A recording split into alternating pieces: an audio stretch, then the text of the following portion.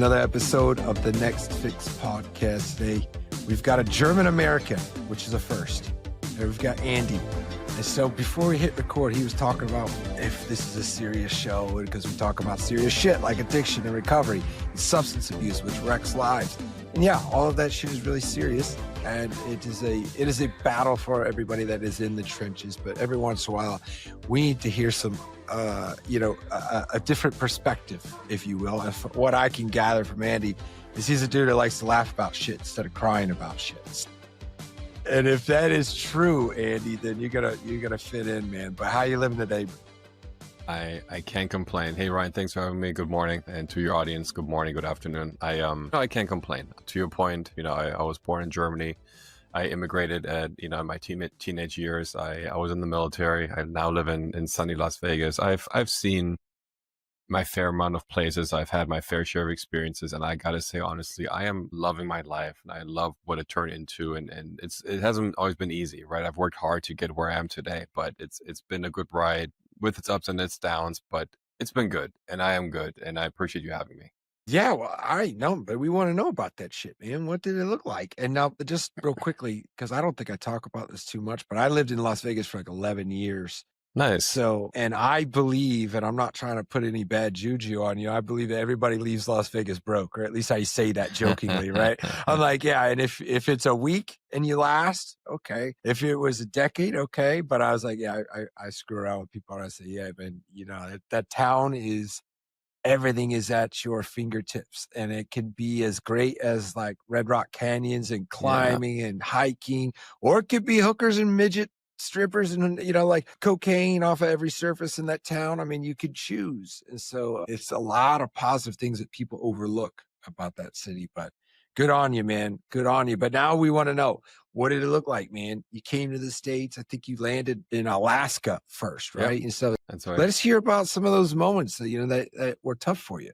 Yeah, for sure. So, there has been, I was 14, right? My mother and I decided to, well, she did, and I had to come along. Not that it wasn't against my will by any means, but she had this dream of moving to Alaska, and I told her, hey, wherever you go, I go. So, case closed. It was different, right? Moving from one country to another, moving from one climate to another, moving from one culture to another, and notwithstanding the language barriers, right? Just little things. I was finishing up middle school when I moved to the States. I was known as the new German kid, or just the German kid, because it's Fairbanks, Alaska. There's not a whole lot that happens up there, especially with kids my age. So I was the new kid on the block, not just the new kid, but the new foreigner on the block. And then again, with cultural barriers, with language differences, right? There is a lot of things that were some trying times, or good times to be had, but definitely some trying times. I remember I was just to give you the silliest example of just language barriers and trying to figure things out. I was working a part-time job at a coffee shop, and the owner called up one day and she goes, hey, it was a coffee shop. We made sandwiches and ice cream and all kinds of other things anyway. So she called up and she goes, hey, Andy, are we out of anything? Do we need anything? Do we have to go shopping for anything before tomorrow? And I told her, yeah, we're out of jalapenos. There was a little bit of a pause on the other end, and she goes, what? I said, yeah, Jane, we're out of jalapenos. She goes, Andy, what are you talking about? And I'm like, so the green, spicy, we chop them up and put, she goes, oh, jalapenos. I go, hold on a minute. How's a J sound like an H sound? I mean, me being a native German speaker, we learned English in high school, in German high school, right? So I had a couple of years of textbook experience. So you learn how to pronounce certain things based on how it's spelled, right? Right. Of course, I didn't know jalapeno was a Spanish word that's been adopted, right? I didn't know that. So when I read the word jalapeno, it's pronounced jalapeno. Yeah. Yeah, it's moving to Alaska from Germany, man. First of all, I've never been to Alaska, but yeah, that's a unique part of the States. Yeah. So while it may have some attributes of the United States, it also doesn't share a lot of parts of the United States. And so it's a unique place. Coming from a person in the States, but also unique to you as a kid. But, Sure. well, what did that journey look like, man? Because, all right, so you're in Alaska, you end up in Las Vegas, but like along the way, you went to the military. Now, is that US military or Yeah, was that U.S. military. okay? Yep. Interesting. And did you sign up like with this preemptive notion of being like the Terminator? Were you like, was that on your resume? Like, You, I don't think they had a. I don't think they had an MOS for that, right? I don't think you sign up to be a, an '03, 18 Terminator. I don't think there's a job description for that, right? right, No, right, I will tell you a story about that though. So when I signed up, and I signed up because, well, the recruiter called me up. He did a good job. He didn't bamboozle me. He didn't try to sell me anything that wasn't true. He did a good job, pitching the military. And I thought, well, maybe this is a way for me to get out of Fairbanks. And Fairbanks just didn't have. It's a great little place. It didn't have what I needed. It didn't have what I was looking for. So it was just a way for me to get out of there, which I realized after the fact was probably one of the best things I could have done. I'm not knocking Fairbanks. Fairbanks is a beautiful town right. and has things to offer for other people. It just wasn't for me, right? Mom lived up there for like 20 plus years after I left, and she finally came down here after that while. But anyway, so I took the ASVAB, right, which is the exam or the test you have to take that kind of puts you in a category of what jobs you could do. I mean, it's not a very complicated test, right? At least I didn't think it was. And I scored fairly well on it. And then the recruiter said, "Hey, you did a really good job. You scored very well. You can do almost anything that you want. From all the MOSs, all the jobs that are available, you can do probably almost all of them." I'm like, "Okay, cool. Oh, by the way, I'm not a citizen." He's like, "Yeah, about that. Remember that do whatever you want speech I gave you? We can do these 5 or 6 things. There was like bulk fueler, storeroom clerk, and like some other like just kind of come on, man. Like all these are garbage." But we worked it out, right? But just little things like that you wouldn't think about had you not been, an immigrant, right? And a lot of people go into the military with the assumption that they're going to get eligible for citizenship. Something I think was Bill Clinton. I think it was Clinton. He signed something into a law that said if you do 1 day of active duty, meaning you have to go through boot camp, you have to go through basic training, all that good stuff. If you do 1 day of active duty, you're eligible. You don't doesn't mean you get it, but you're eligible to apply for citizenship. And I think that's a fair deal in my opinion. So I went through it, and then after I got out, like years passed, and then finally, like after like 5 years after me getting out, I finally applied for citizenship, got it, no problem, right? But tit for tat, you give Uncle Sam a couple of years of your life, and he gives you citizenship. I think that's a fair trade. So you seem to be rather positive about this, man. And this is, I have not spoken about stuff like this, but I feel like it's an opportunity. It seems like you're pretty upbeat about the opportunities that you've had presented to you as far as being in the States. And so what is you like, how familiar do you get back to Germany? Do you still have ties there? Or are you just like, man, I've been in America, I've been in the US since 14 years old, and like, or is it not a part of your life? Yeah. I always remember, my roots very fondly. I'm still German, at heart. Me and the lady went to, we did a whole Europe trip here just recently. And of course, we do stop by in Berlin, where my dad, my brother, my grandmother, a bunch of other extended family, they still live there. So it's still part of my life, but I definitely call the U.S. home. I definitely call Las Vegas home. So I've been assimilated properly, right? Right, So right. it's been good, but it's still a part of me that I cherish and I honor and I respect. So how the fuck did you end up in Las Vegas? What are you doing there? Because I know what I did in Las Vegas, and I hope it's not the same. No, I've been here for 20, 21 years. I call Vegas home. I'll probably be here for quite a bit longer. I bought a house a while ago. I got solar put on it. Once you put solar on a house, you're gonna be there for a minute, right? That's kind of like my litmus test, right? That's the fucking truth, man. I kid you not, man. It's the solar business, man. Like once you put solar up there, because to get somebody to purchase that house, it's tough. You got to figure out if you are on the edge of buying solar. Here's my kind of like, should you or should you not? If you're planning on ditching the house in the next 5 years, don't get it. It doesn't make any financial sense. But if you're planning on being in that house for at least 5, especially 10 plus years, I would 100% recommend it. It's a great investment. My power bill's $20 a month just because that's the connection fee to be hooked up to the system. And that's it, right? So anyway, that's a discussion to be had. So what do you do? So Andy, what are you doing in Las Vegas? Like, what do you? Hookers and blow, like you were saying, man. No. I know, yeah. I can remember. I will share. I will share that I have, had my fair share of dabblings in extracurricular, chemical activities in my earlier years. Right. It never turned into an issue. Thankfully, I never had like something I got hooked on. Thankfully, but no, I've been working in IT my entire life. I have a flourishing career. I'm taking some classes, some extended college, what's it called? The extended adult, whatever. Anyway, I'm going to college for a couple of classes in psychology because the topic interests me. So I do that. I have a social life. I have a good group of friends, solid circle of good people. So, and I keep myself busy and out of trouble. So yeah, Yeah, man. Oh, Vegas. Yeah, and if I can plug real quick, I wrote a book a little while ago. We can talk about that later. We can just talk about Alaska yeah. and Las Vegas. We can do all those things. But if you're interested, we can chat about the book at the end as well.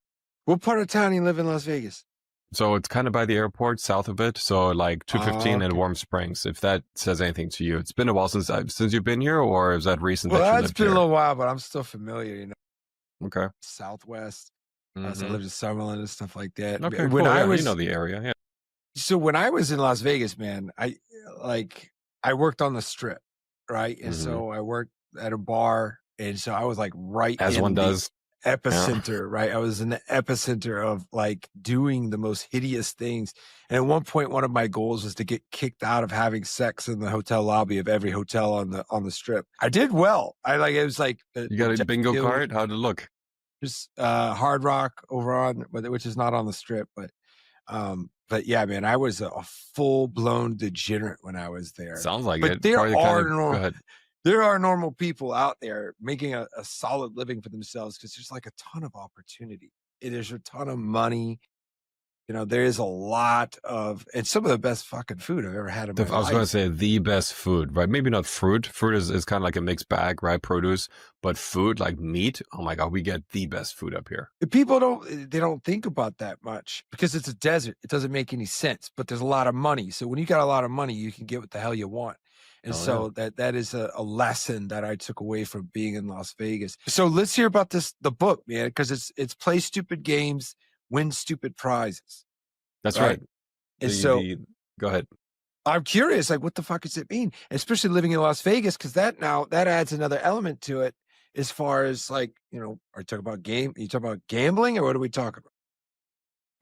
Thanks for the layup, right? So to your point, play stupid games, win stupid prizes, and then the subtitle is short stories about friendship, growth, and social misdemeanors. And I think that subtitle really wraps up the intention of it, right? The title as well, right? When you make bad decisions, you're gonna have bad things happen to you. When I say bad, I don't mean like bad as in you get in trouble with the law, right? But you make silly mistakes, you make silly decisions, silly things will come of it, right? That's the entire theme of the book, right? I chronicle my mishaps, my stupid stories, my foot and mouth moments, and then I have some some more somber moments where I have some introspection. I share some unpopular opinions, a little bit of everything, right? So it is literally if you take all of the essence that Andy is and you squeeze it into all the nice oils and juices come out and you condense that into a book, that'll be it, right? If you can visualize all that. All right, then I want to know what the fucking worst, what is the most shocking or most like bullshit situation or circumstance that you got yourself into? I'll tell you. Okay, so none of them are like hair raising like that, but I'll tell you one that I'm particularly fond of. Okay. So many moons ago, me and my friends were at the height of our, clubbing phase, right? If you live here, I think you go through a phase, right? You go through phases when you live in Vegas. One of them for us was clubbing, and it was great because, well, clubbing and good music and good people and alcohol and other substances, right? So I was dating a girl that was not quite old enough to go into the clubs yet, right? She was almost there, but not quite. So when me and my friends would go, we'd be like, "Hey, sorry, For the record, that's 21 years old. Just 21, yes, so not not people not not legal listening, age, just drinking age, right? people are I like, even "Oh, say, he's hanging out with a 16-year-old." Like, my God, no, no. I even say in the book, look, I even like it's very specifically make a statement of that, right? And I say something like, look, just because I'm trash doesn't mean I'm trashy, okay? right. So if she had a fake ID, but these clubs, these security guards, they're trained, right? They can spot a fake from a mile away, even a good fake. They're like, nope, get out of here. So finally, I came up with a brilliant idea of making return stamps. So when you go into a club, you pay the cover, you show your ID, you stand in line, all that good stuff. They put a little stamp on your wrist. It's the return stamp, right? And they change the stamp every day. Every club has a different stamp, yada yada yada. But once you have that stamp, you have in and out privileges all night. So I thought, how terribly difficult would it be to make these at home? So we did a dry run. We got a room at the Cosmopolitan. I got a block of like rubber. I got a rubber block from Hobby Lobby or whatever it is. Got an X-Acto knife. Got a little ink pad. We sent someone in, to get the legitimate stamp for the night.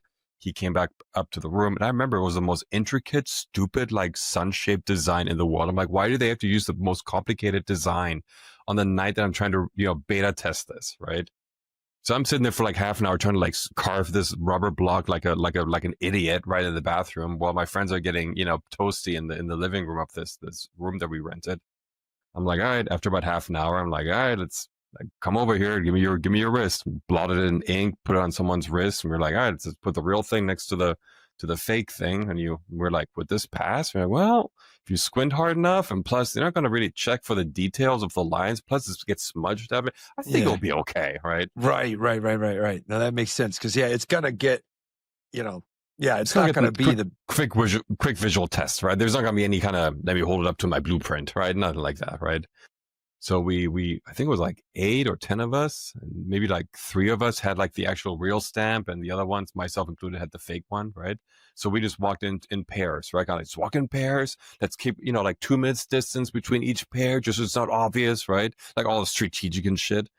And then we just walk in. We're like, all right, come on in. We're like, oh, it worked, right? Like no fuss, right? No fuss whatsoever. It worked. And I'm like, okay, now that it worked, now we actually have a test of it actually working successfully. Now we can weaponize it, right?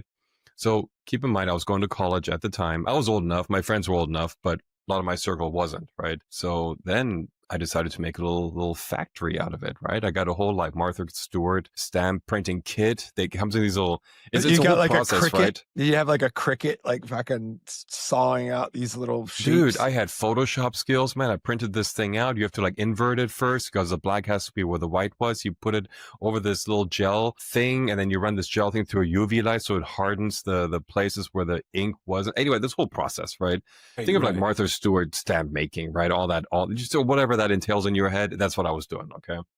I got so good at it that at the height of my little operation, if you were to send me a picture of a stamp, if I didn't already have it, because I, accumulated them over the course of me doing this, and I realized that, they rotate the same couple of stamps over and over and over with slight variations. Sometimes they change the color.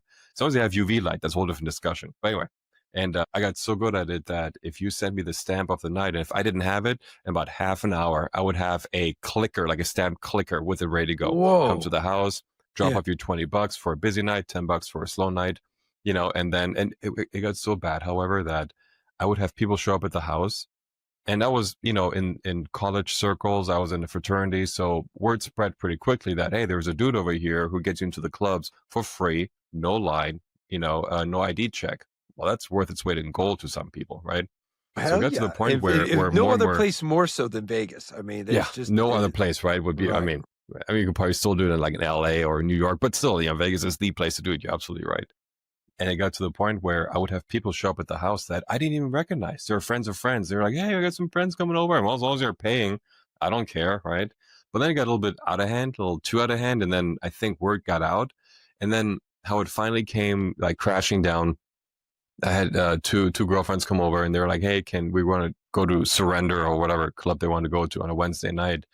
And I said, do you have the stamp? Do you know what it is for the night? They're like, oh, yeah, I think it's this one. Okay, cool. I got that one. Come on over. So I came over, I'm like, here you go. It's on the house. You guys enjoy. Get a call back at about 40 minutes later. And they're like, hey, we can't get in. I'm like, well, why not? And she says, well, they're checking IDs now at the reentry line. I go, since when? And they're like, I don't know. I guess since now. I'm like, well, shit, I can't help with that. So word must have gotten out. Rumor was that it was a disgruntled ex-girlfriend of mine that was still a little bitter about the breakup. That then found out, because we're in the same like circles, right? Right. Rumor goes that she blew the whistle. But if it's true or not, I have no idea, but I could see it. And then once one club is told about this, they all talk to each other, right? Security all talks to each other. So once it goes out on one of them, they all know, and they all start checking IDs. So they do this to this day. If you go to a Vegas club now and you leave, you get the stamp, you leave, you come back, they check ID. That's 100% my doing. Yeah. That is wild, but that is probably something that people have no idea about is that Las Vegas is incredibly small. Like what you had Oh, just yeah. mentioned, like So small. it's notorious. It's notorious. Everybody knows. So they think because everybody knows about it, that it's very big. Hell no. It is so small. Like you can get a reputation in that It's an town. island. And clearly your reputation was like, you're the guy who gets people into clubs, and really not such a bad skill set, man. Because I mean, that's another thing. I remember like having buddies of mine that were door guys, and it Mm, was like each set of door guy staff was like its own little mob ring. No fucking mm, kidding. Like they're mhm. first of all, it's all tax-free money. So they've just got The pockets full tips. of Oh, yeah. cash. And it was fucking crazy that some of them, if you were a new guy, you when you did come into work, you weren't allowed to have anything in your pockets, and they would check you top to bottom. And if you had cash, they would take it, and then the head guy would divvy out the cash throughout all the rest of the, like, it's a fucking mob, man.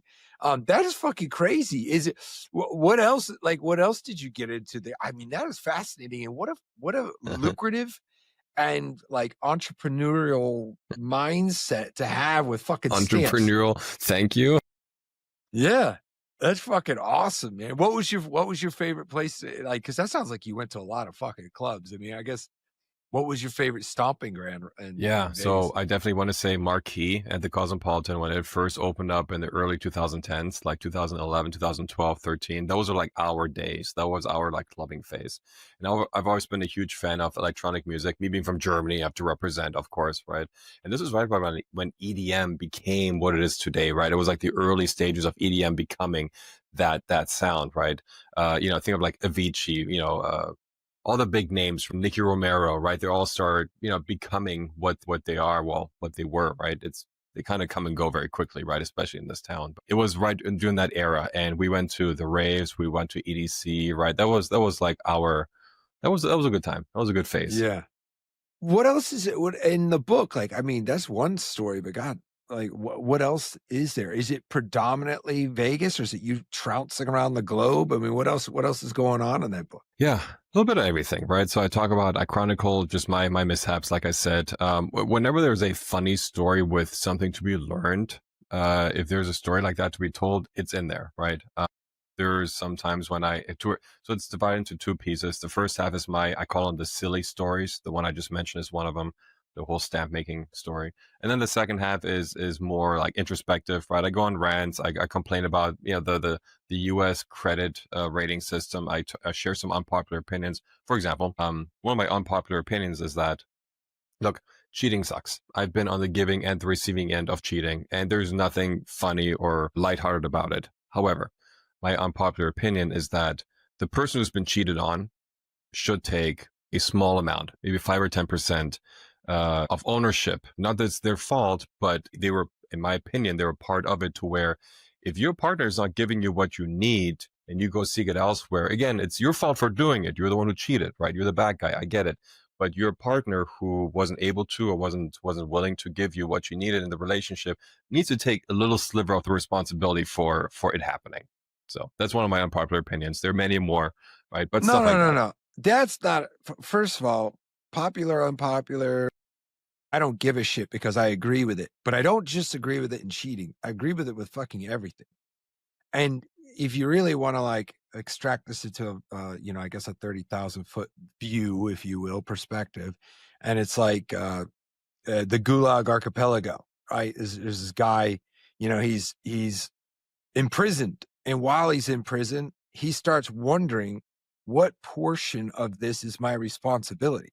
He has Mm-hmm. every right to blame Stalin and everything else for Mm-hmm. being Mm-hmm. imprisoned. He wasn't a criminal. And here he is in prison. Yet he still took this sliver of responsibility. And this is something I talk about a lot. Maybe not the Gulag Archipelago, because that's kind of a reach as far as material and content goes. The point is that, like, no matter what the fuck we're doing, and if you got cheated on, yes, there is some portion of that. It's probably the smaller end of the stick, Mm-hmm. Mm-hmm. right? It's probably, that's probably what it is, unless you're with a complete animal of the evil son of a Degenerate, bitch, right? sure. Right. But like, we have a responsibility. What does Walt say?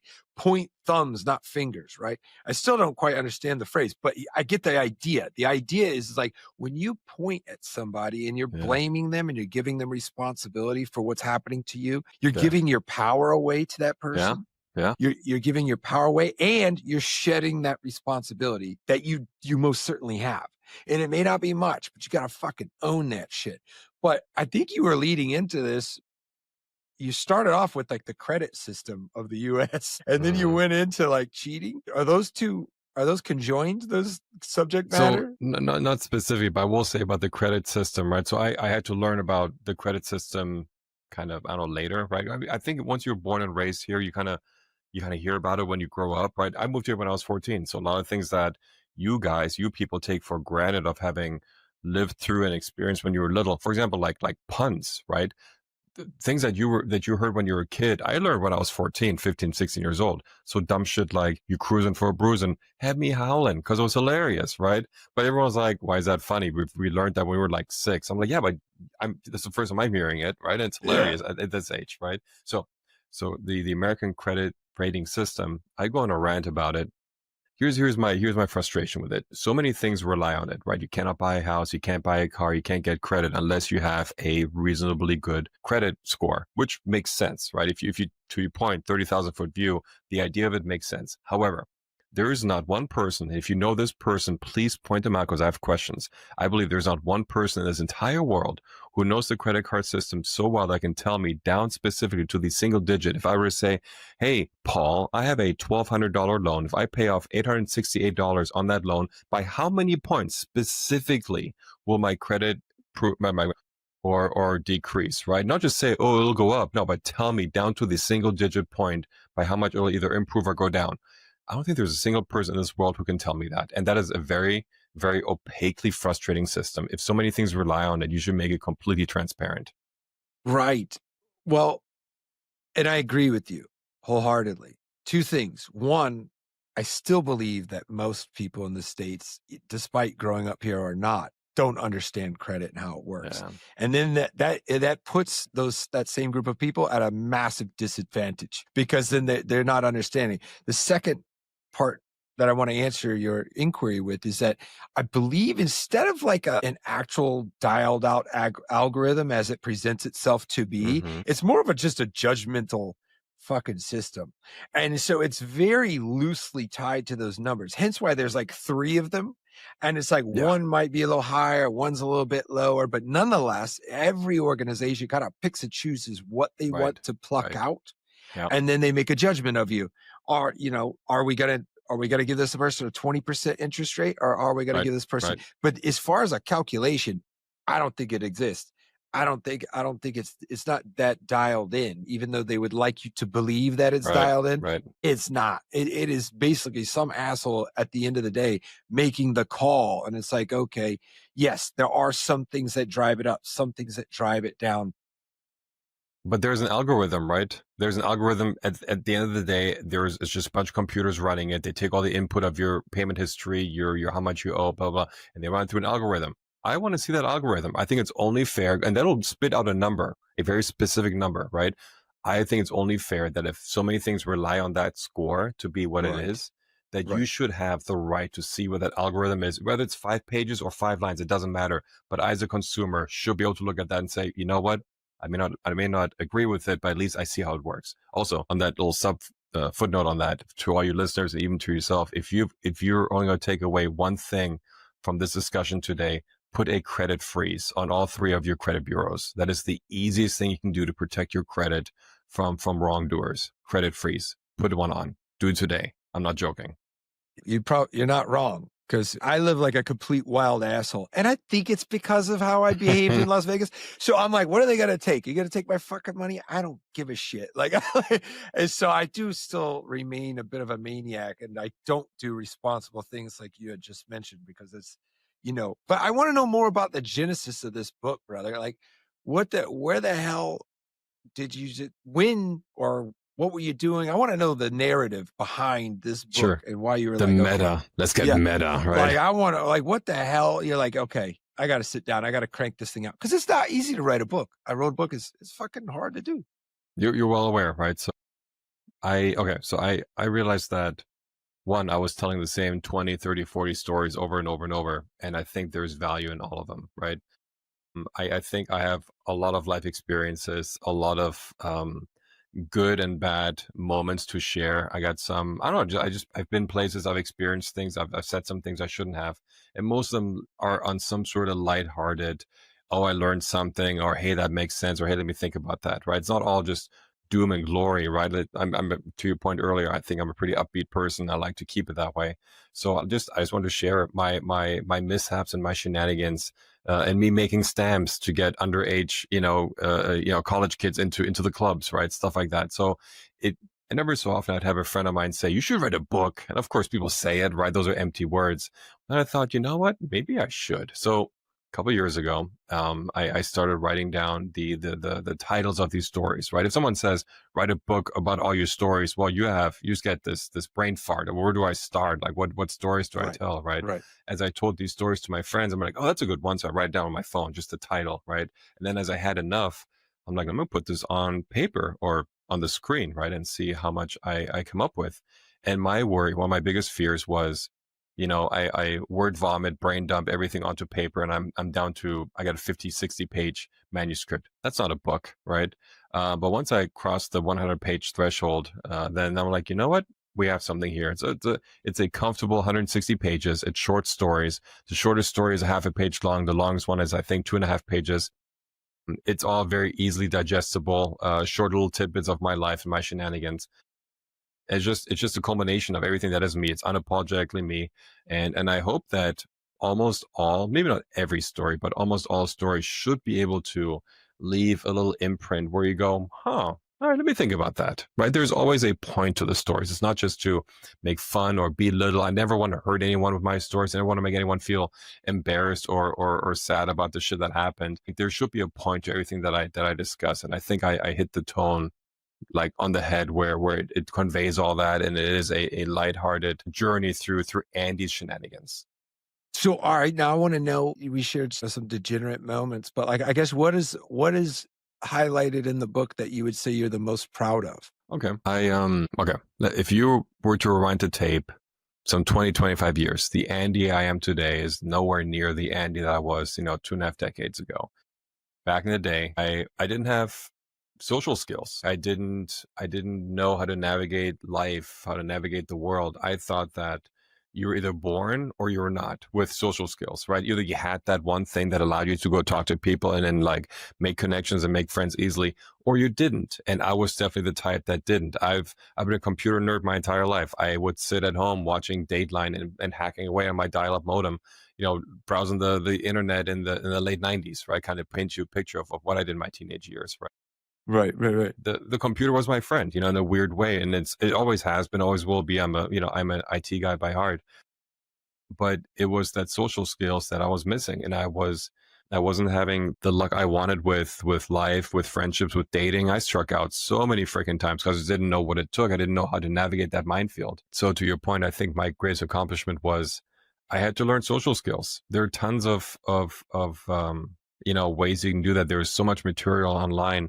I learned, pickup, dating, and as weird as it sounds, that there's some real negative sides to that whole subculture as well. But there are a lot of positive things that I can teach you that if you take the things that serve you and leave the things that don't, you can learn social skills, and it'll take you a while. Sure, it's like going to the gym. You're not going to get massive results by lifting the weights hard one weekend, but if you make it part of your life and you incrementally improve here and there, it starts adding up. And I will say that if I can go back in time and tell my former self one thing is to learn social skills, like get good with life and get laid along while you're at it too.